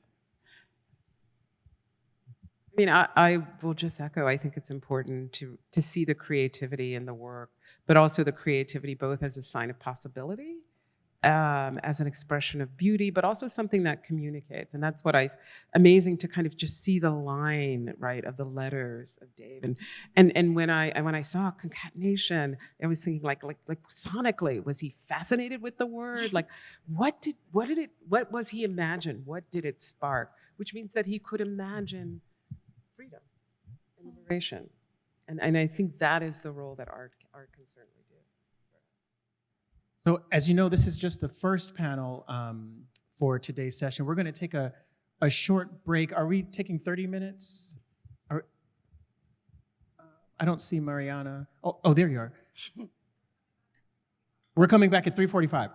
There's a performance here at 3:45. Take a short break, and then we'll have another panel later this afternoon. So please join me. Thank you. Yes. Thank you. And thanking our panelists for such a wonderful talk.